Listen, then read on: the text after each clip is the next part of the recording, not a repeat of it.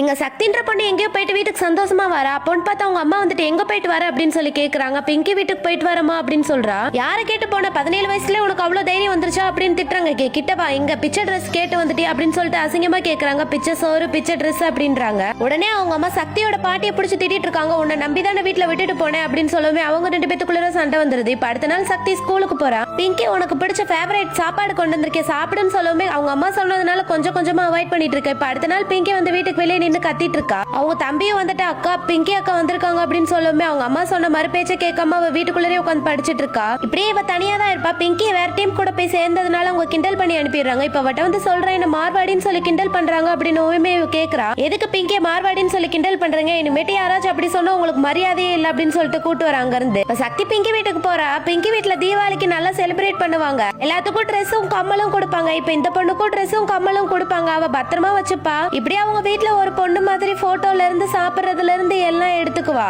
இப்ப வீட்டுக்கு வந்துட்டு அவங்க அம்மாக்கு தெரிஞ்சா திட்டுவாங்கன்னு சொல்லிட்டு அவங்க கொடுத்த ட்ரெஸ்ஸையும் கம்மலையும் மறைச்சு வைக்கிறா. அவங்க அம்மா சொன்ன மாதிரியே இந்த பொண்ணு படிச்ச ஸ்கூல் ஃபர்ஸ்ட் வந்துடுறா. இப்ப இவங்க 3 பேர் உட்காந்து பேசிட்டு இருக்காங்க. நம்ம 3 பேர் ஒரே காலேஜ்ல சேரலாமா அப்படின்னு. அப்போ பிங்கி இருந்துட்டு நாளா காலேஜ் வர மாட்டேன், நீங்க 2 பேருமா ஒன்னா சேர்ந்து படிங்க அப்படின்னு சொல்றா.